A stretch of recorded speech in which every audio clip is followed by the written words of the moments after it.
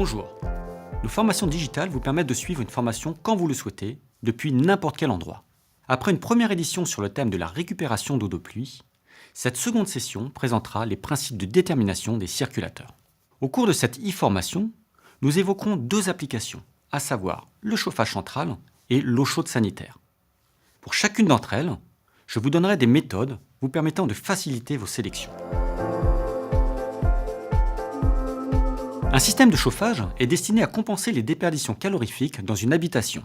Les déperditions sont conditionnées par plusieurs facteurs spécifiques, comme la qualité d'isolation du bâtiment, le volume des pièces à chauffer, l'écart entre la température externe et la température interne souhaitée.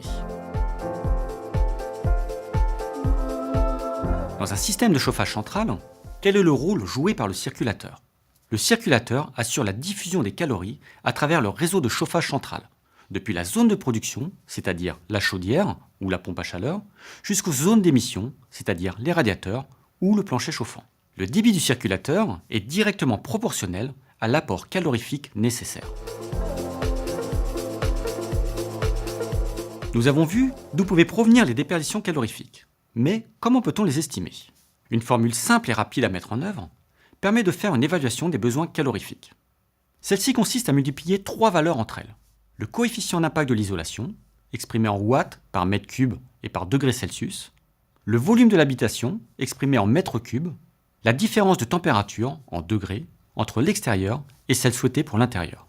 La valeur ainsi trouvée correspondra à une estimation des déperditions exprimée en watts. Pour le coefficient d'impact de l'isolation, on considère que sa valeur est la suivante selon les typologies de bâtiments. 0,4 pour une maison bioclimatique, 0,6 pour une maison avec une très bonne isolation, 0,8 pour une maison construite selon la RT 2005, 1,1 pour une maison construite après les années 90, 1,5 pour une maison ancienne avec de l'isolation, et 2 pour une maison ancienne sans isolation. Pour définir la différence de température entre la température externe et la température interne souhaitée au sein du bâtiment, on peut se référer à la carte que vous voyez. Celle-ci matérialise les températures extérieures de référence qui peuvent être utilisées selon la zone géographique à laquelle appartient l'habitation. Pour résumer et illustrer cette formule, prenons maintenant un exemple que vous pouvez être amené à rencontrer. Pour une maison isolée de 150 m², selon la RT 2005, avec une hauteur sous plafond de 2,5 m, située en région parisienne, les déperditions estimées seront celles affichées selon la formule suivante.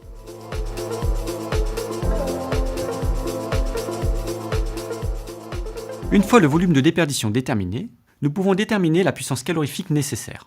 Celle-ci est égale à la déperdition calculée précédemment, multipliée par un coefficient de sécurité de 1,2. En reprenant notre exemple de la maison francilienne, la puissance serait donc celle qui s'affiche à l'écran.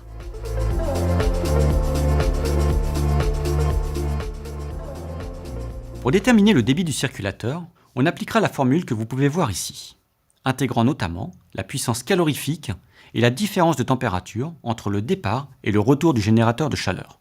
Dans le cas de notre maison, et pour un différentiel de température de 10 degrés entre le départ et le retour du générateur de chaleur, ce débit serait le suivant.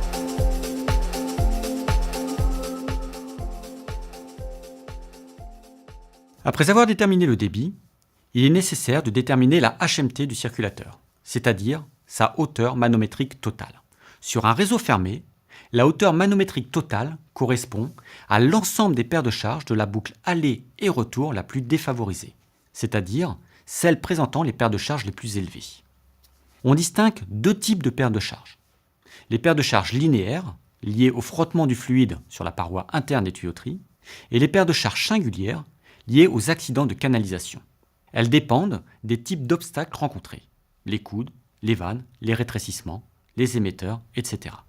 Dans une démarche simplifiée, la HMT peut être estimée en additionnant les paires de charges linéaires plus les paires de charges singulières de l'émetteur le plus défavorisé. Pour les paires de charges linéaires, on appliquera un ratio de 20 mm de colonne d'eau par mètre linéaire.